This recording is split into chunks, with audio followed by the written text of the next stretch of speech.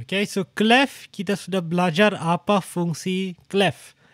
Ialah sebuah simbol yang diletakkan pada awal staff. Itulah sebabnya saya selalu katakan, sebelum kamu menjawab soalan-soalan di dalam kamu punya exam ataupun latihan ataupun apa-apa sahaja, pastikan kamu cek dulu apa clef yang digunakan. Banyak pelajar, walaupun saya sudah balik-balik ingatkan, masih banyak pelajar yang lupa untuk cek, untuk semak dulu apa clef yang sedang digunakan di dalam satu soalan. So kamu kena lihat itu untuk memastikan kamu mendapat jawapan ataupun boleh mendapat jawaban yang betul untuk soalan-soalan ini. Right? Kerana clef akan menentukan apa nama not ataupun apa huruf yang terdapat di setiap garisan dan ruangan. Okay, so sebagai contoh kita belajar tentang treble clef. Okay, dalam ruangan apa? FACE, face. Dalam atas garisan apa?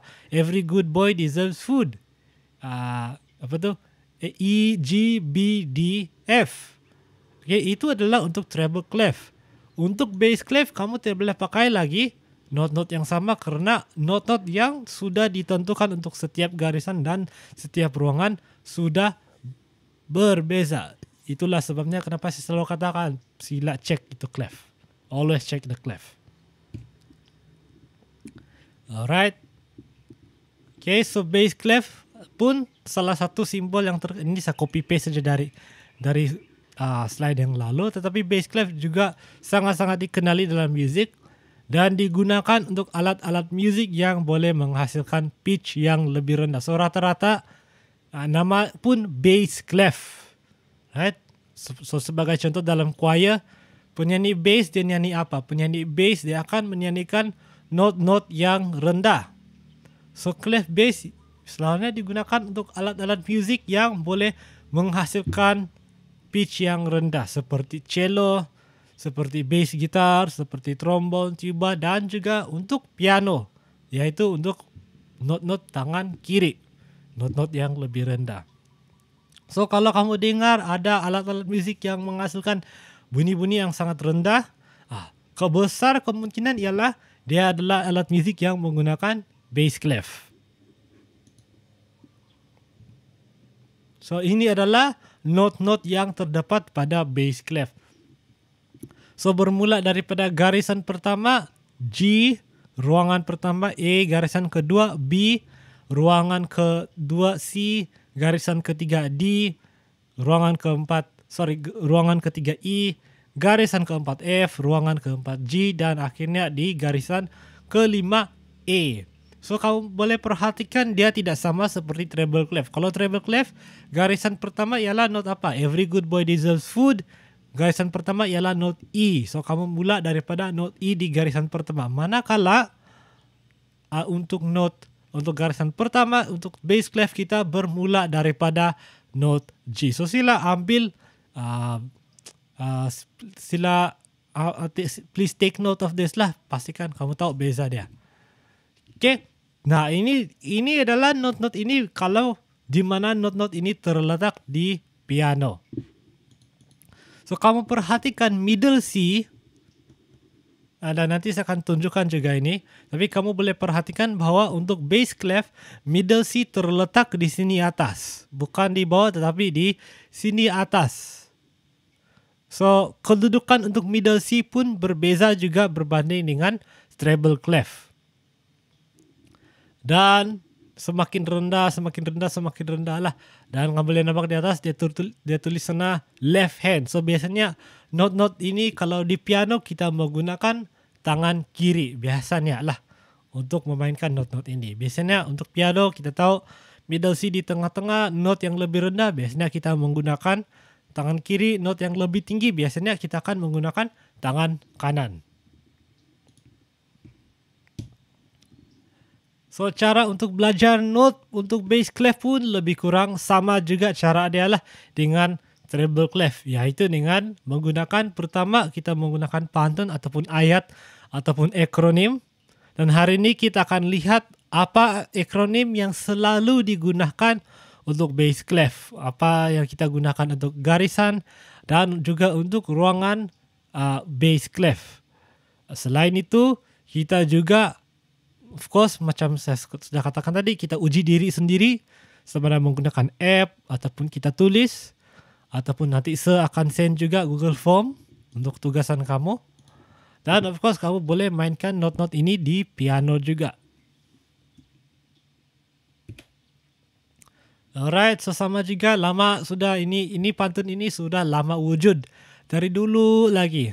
Dia menggunakan pantun dan ayat-ayat yang sama. So apakah ayat-ayat yang selalu digunakan? So untuk not garisan selalunya ada 2 ayat yang selalu digunakan. So one example, so garisan pertama G, garisan kedua B, garisan ketiga D, garisan keempat F, dan garisan yang paling tinggi, garisan kelima ialah A. So kita boleh menggunakan ayat ini. Good boys do fine always. So G, B, D, F, A. So di mana setiap perkataan menggunakan huruf pertama daripada ini not-not garisan. Selain ini, kamu boleh juga menggunakan ayat mungkin good boys deserve fruit always. So good boys deserve fruit always dia mirip dengan apa yang kita belajar untuk treble clef lah. Kalau treble clef kita bilang every good boy deserves fruit.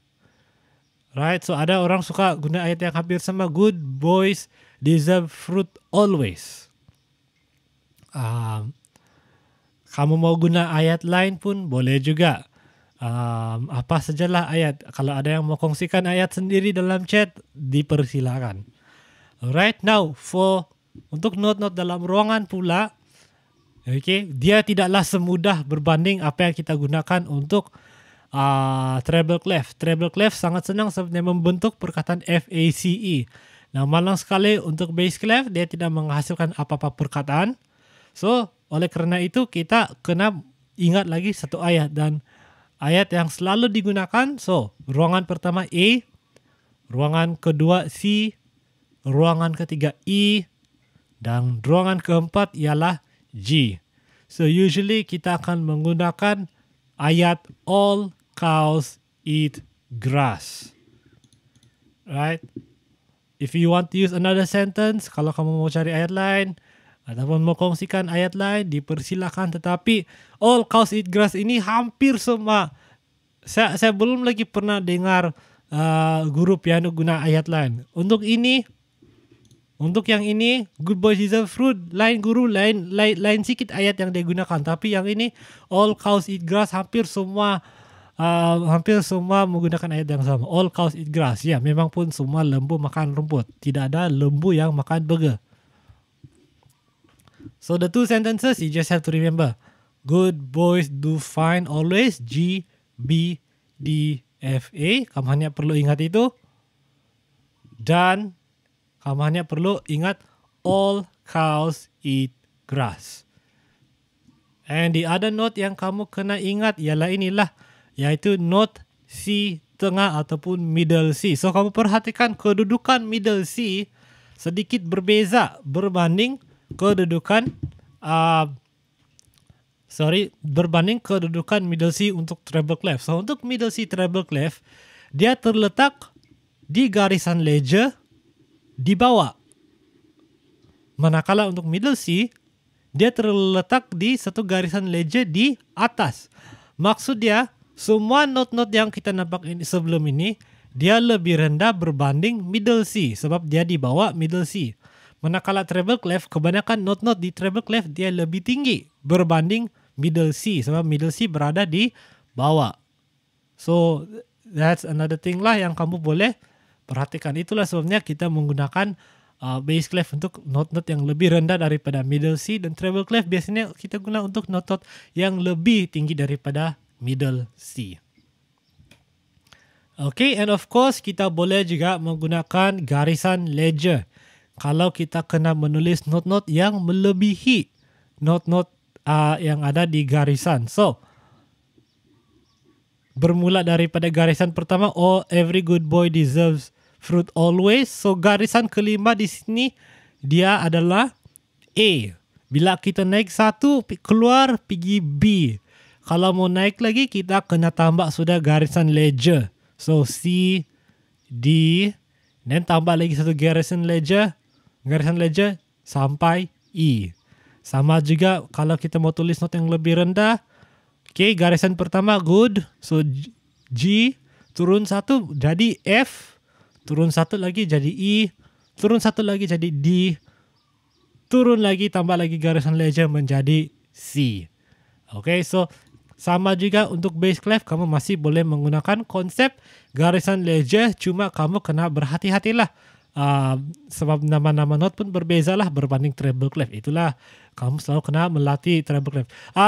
Dalam sepunya pemerhatian, lebih banyak pelajar yang lemah dalam bass clef berbanding treble clef. Mungkin sebab treble clef kita mulai dari form 1 jadi sampai sekarang sudah biasa. Manakala bass clef baru diperkenalkan kepada kamu pada tahun ini untuk bagi kamu yang belum pernah belajar musik. So mungkin masih sedikit barulah bagi kamu.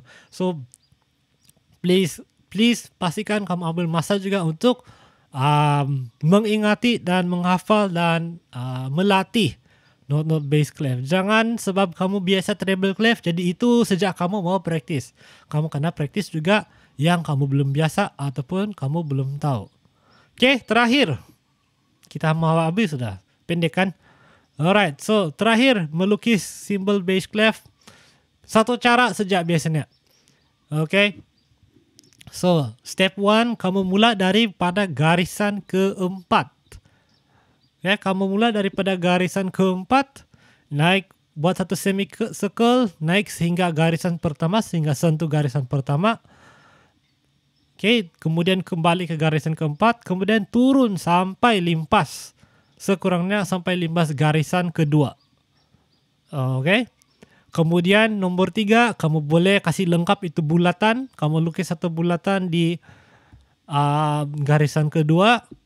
Kemudian 4 dan 5, kamu kasih hitam itu garisan. Dan kelima, kamu tambah ini 2 titik. Kamu tambah ini 2 bulatan di tepi. So 2 bulatan ini pastikan dia yang kecil ini di step 5. Pastikan dia berada di dalam. Berada di dalam itu ruangan ketiga dan ruangan keempat. Jangan dia sentuh itu garisan. Kemudian kamu kasih hitam. Bass clef pada pendapat saya bass clef jauh lebih mudah untuk lukis. Kalau kita bandingkan dengan treble clef. Treble clef banyak sikit kamu kena ingat. Untuk bass clef dia agak mudah lah. Yang penting kamu mula dan berakhir di tempat yang betul.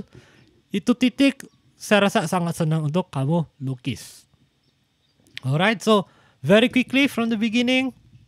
Okay, bass clef. Always check the clef at the beginning. Ini adalah semua note di bass clef starting from G and then all the way up to A. So G, A, B, C, D, E, F, G, A. Alright, so biasanya kita gunakan untuk tangan kiri. Okay, cara-cara kita mau melatih. So kita boleh menggunakan ayat-ayat ini untuk garisan good boys do fine always. Untuk not-not di garisan. Untuk dalam ruangan kita menggunakan ayat all cows eat grass. Okay, and then we have our middle C. So middle C sekarang berada di atas, dia lebih tinggi. Alright. Now, saya katakan lebih tinggi bukan maksud saya bunyi middle C di bass clef lebih tinggi, tidak. Cuma kedudukan dia berbanding not-not lain sekarang kedudukan dia lebih tinggi. Right? Penggunaan garisan ledger, so kita boleh tambah sehingga 2 ataupun lebih garisan ledger untuk menulis not yang lebih tinggi ataupun lebih rendah. Dan cara melukis simbol clef bass. Dan dengan itu sebenarnya itu saja pembelajaran untuk hari ini.